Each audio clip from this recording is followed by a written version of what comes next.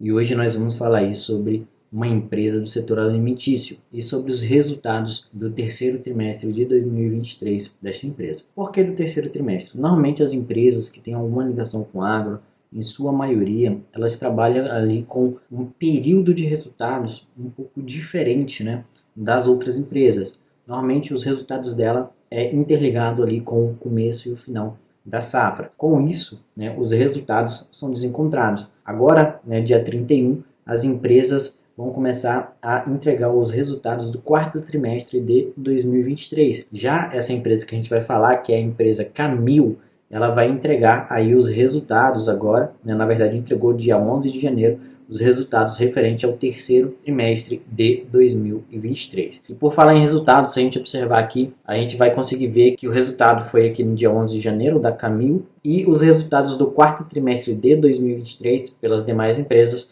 vai começar a ser apresentado agora no dia 31 de janeiro pela empresa Santander e pela empresa Americanas. Então a gente tem dois resultados aí, já aí no dia 31 de janeiro, e para a gente já começar a ver essa época de resultados que é muito legal para a gente entender como é que foi aí o ano de 2023 para as empresas e as expectativas para 2024, tendo em vista que a maior parte das empresas trazem aí, né, o guidance, que é ali uma previsão dos resultados que a empresa espera alcançar, né, nesse ano de 2024, de acordo com as perspectivas de crescimento que a empresa enxerga dentro do seu setor. Mas indo direto ao assunto, né, vamos aqui para o resultado da Camil. Mas antes da gente começar a falar exatamente sobre ela, eu vou pedindo para você curtir, comentar e compartilhar esse vídeo. E se você ainda não é inscrito aqui no canal, inscreva-se. Lembrando também, né, que esse vídeo não se trata de recomendação de compra, venda ou manutenção do ativo aqui apresentado. Então, como eu disse, a gente vai dar uma olhadinha no resultado da Camil. Primeiro vamos dar uma olhadinha nesse texto, né, que eles trouxeram aqui no release deles de resultados. Fala o seguinte, né, no cenário de alto giro do Brasil, o resultado foi impulsionado pelo aumento nos preços do arroz durante o período. O crescimento no volume do açúcar também impactou bastante o resultado da empresa, resultante das operações de exportações iniciadas no trimestre anterior, ou seja, no segundo trimestre da empresa. Essa iniciativa, ela é uma estratégia para mitigar os efeitos de um ambiente competitivo e desafiador e de menor rentabilidade para a categoria de açúcar a curto prazo. No segmento de alto valor da empresa, eles continuam a apresentar uma boa rentabilidade, né, em massas, mantendo o projeto de expansão da capacidade produtiva na planta para o corrente ano. Em relação ao café, eles concluíram a expansão da capacidade de produção deles, com crescimento também nas vendas, né, da marca União, alcançando aí um market share acima de 4%.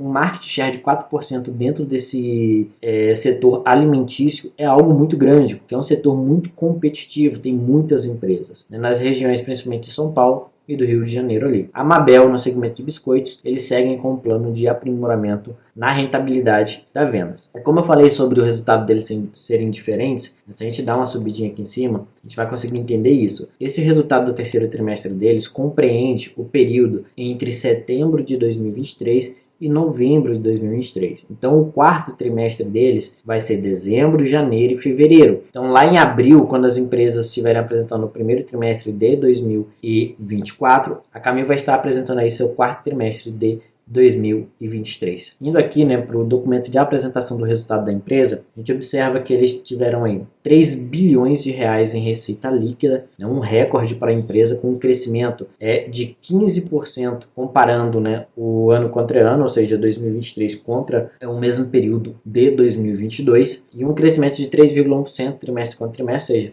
terceiro trimestre de 2023 contra o segundo trimestre ali de 2023. Eles tiveram um EBITDA de 249,3 milhões de reais, um crescimento de 48,3% no mesmo período do ano anterior. Uma margem, né, EBITDA na casa de 8,3%. O volume, né, total deles foi de 579,7 mil toneladas. Então, assim, com um crescimento de 11,7%. Só que quando a gente compara com o segundo trimestre de 2023, eles tiveram uma queda no volume de 7,9%. O alto giro, né, teve crescimento de 3% ano contra ano, o alto valor teve um crescimento de 24% e o internacional teve um crescimento de 30%, né, isso ano contra ano. Já aqui, né, no terceiro trimestre de 2023 contra o segundo trimestre do mesmo ano, a gente vê o alto giro e o alto valor tendo uma redução, né, de 5% e de 7,8% respectivamente, e o internacional tendo uma queda aqui de 12,9%. Então,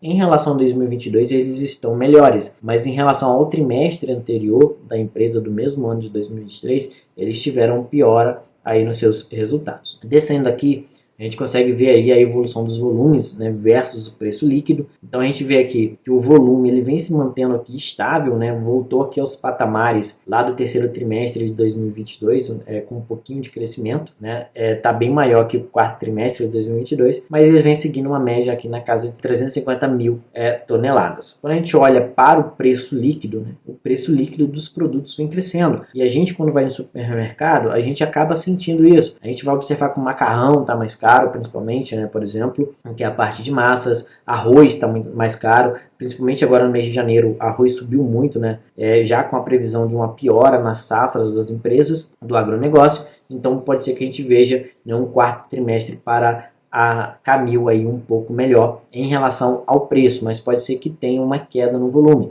porque se o preço está maior, as pessoas tendem, né, a consumir de uma forma onde elas consigam comprar menos quantidade, né? A empresa consegue ganhar na parte ali do preço. Essa parte de alto giro, né, representa aqui 51% da receita da empresa e 62% do volume. Então 62% de todo o volume que a empresa vende, né, pertence à parte de altos giros, né, que é açúcar, grãos, né, principalmente, e 51% da receita líquida. Então assim, uma participação bem relevante dentro da receita líquida da empresa. Quando a gente desce, né, aqui para a parte de alto valor, que seria ali as massas, biscoitos, cafés e os pescados, a gente vê que isso representa dentro da empresa 17% da receita líquida e 7% do volume. Então, provavelmente se eles conseguissem crescer esse volume da parte de alto valor, né, eles conseguiriam ter uma maior participação na receita líquida, e provavelmente melhoraria também, né, a questão ali do lucro líquido da empresa. A gente vê que vem tendo um crescimento nessa parte aqui do alto valor, mas o preço ele vem caindo, né? Então inverso daqui de cima, que o volume vem se mantendo, né, e o preço vem subindo. Aqui embaixo no alto valor, né, o preço ele vem tendo uma queda, está em 12,66 hoje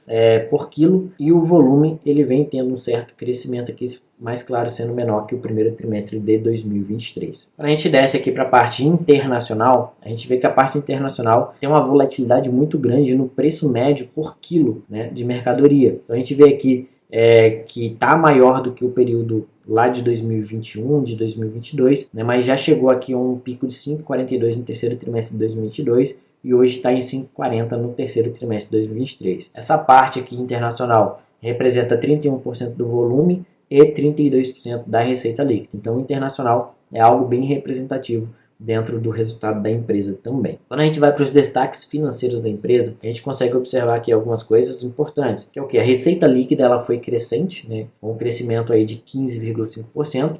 O custo do produto vendido também cresceu, então isso aqui não é tão interessante. Por quê? A receita líquida cresceu, só que o custo ele cresceu mais do que a receita líquida, né? A gente vê aqui que o custo teve um crescimento de 16,6% contra 15,5%, né, da receita líquida. Então, o custo da empresa subiu mais do que, né, a receita líquida dela. Isso não é legal. O interessante é quando a gente tem um crescimento da receita líquida maior do que o crescimento do custo do produto vendido. A receita líquida teve uma queda, né, consequentemente pelo fato de que o custo do produto cresceu mais do que a receita líquida da empresa, então a receita líquida ela vai ter uma queda consequentemente, né? Caiu lá de 17% para 14%. O lucro bruto teve um crescimento de 11,3%, o EBITDA teve um crescimento de 48,3% e o lucro líquido, né, teve uma queda de 2,8%, mas a empresa manteve aqui no lucro. Então a gente vê a empresa hoje com uma margem de 4,8%. Então uma das coisas que eu sempre falo sobre essa questão das empresas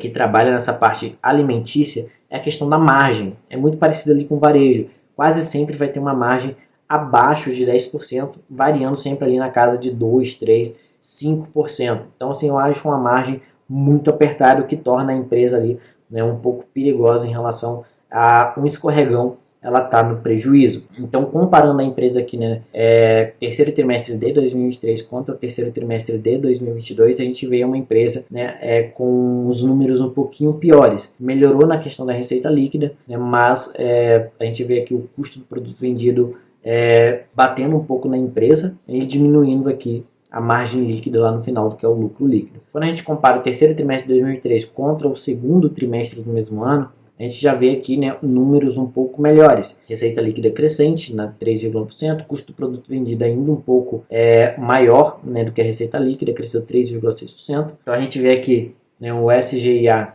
com a receita líquida percentual caindo 0,7 pontos percentuais, lucro bruto crescendo aqui 1,1%, o EBITDA crescendo 17,4% e o lucro líquido crescendo aí 205%. Então esse é o tipo de empresa, Camil, que ela vai ter aquelas explosões de crescimento, 100% de crescimento em relação ao lucro do trimestre anterior, 300%. Por que isso? Porque vai ter momentos que o lucro dela vai ser muito apertado devido ao custo da commodity, né, de não conseguir repassar preço para o consumidor final, do custo do produto vendido ter aumentado muito e isso apertar a margem do lucro líquido da empresa. Então tudo isso faz com que a empresa passe por esses momentos onde ela lucros menores, vai até mesmo ter prejuízos e de repente ela salta ali, igual ela saltou aqui de 47 milhões para 143 milhões, que dá um crescimento de 205%. Quem não entende, né, para olhar a empresa e não entende isso aqui, acaba ali, né, ficando emocionado com a empresa, teve crescimento, recuperação, mas, né, tem que entender que a empresa vai ter essa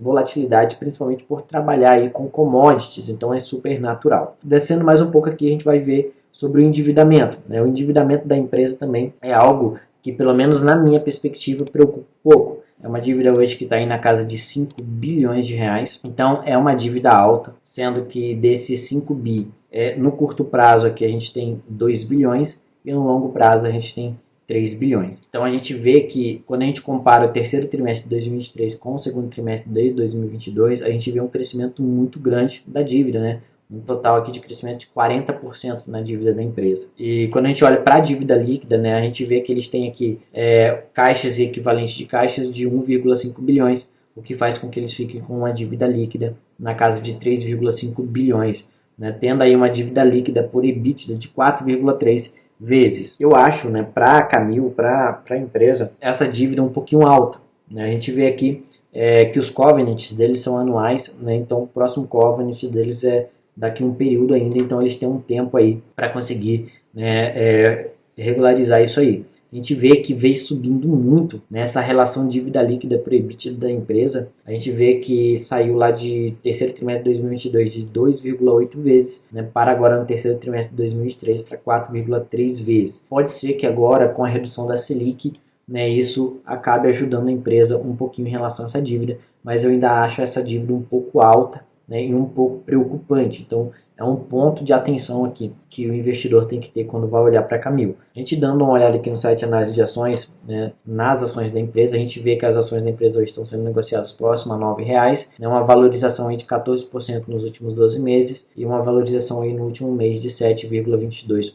Então a gente vê aí que a empresa, em relação à sua cotação, tem se recuperado bem, né, tá tendo aí um crescimento bem legal. Só que a gente vê a empresa aí na faixa de R$ 9,00, bem distante ali do seu topo em 2020 na casa de R$ 11,40. Então ainda tem um longo percurso para chegar ali naqueles R$ 11,00. Quando a gente olha para o dividend yield da empresa, é uma empresa que ela paga aí dividend yield de forma recorrente, né? Então a gente vê aqui que em 2023 o dividend yield dela foi de 3,42%. E nos últimos 12 meses aí ela está com dividend yield de 3,19%.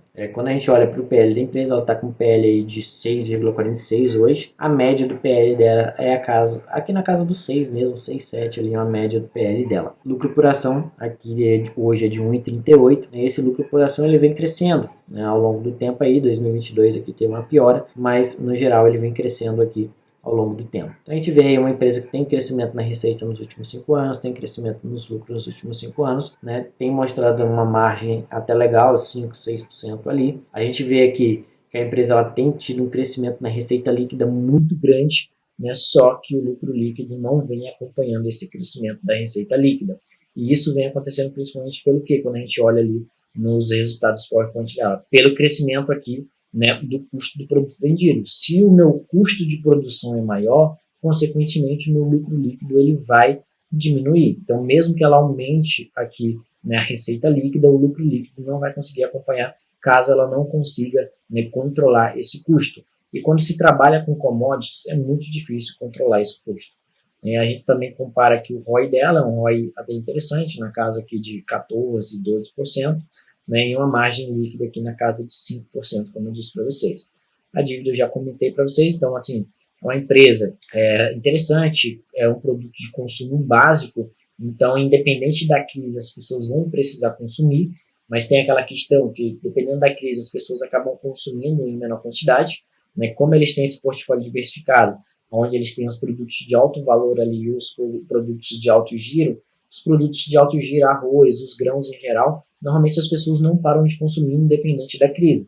Já os produtos de alto valor, como a massas, biscoitos, né, ali o pessoal dependendo, as pessoas ali dependendo, né, do momento econômico e tal, elas acabam consumindo menos desse produto, consequentemente isso diminui o volume da empresa, né, e a empresa acaba ali entrando num momento de maior dificuldade. Então, esse foi o nosso vídeo de hoje. Comenta aqui embaixo se você tem a Camil, o que você acha da empresa, se você gosta da gestão, o que você acha aí desse resultado dela no terceiro trimestre de 2023 e o que você espera para o quarto trimestre de 2023 da empresa, que vai ser apresentado lá em abril. Então, comenta aqui embaixo se você tem a Camil, o que você acha da empresa, o que você espera aí de resultado no quarto trimestre de 2023, que vai ser apresentado lá em abril pela empresa. Se você gosta dela, o que você acha da gestão, deixe seu comentário aqui embaixo. Já vai curtindo aí, né, e compartilhando o vídeo. E caso você não seja inscrito aqui no canal, inscreva-se. E a gente se vê aí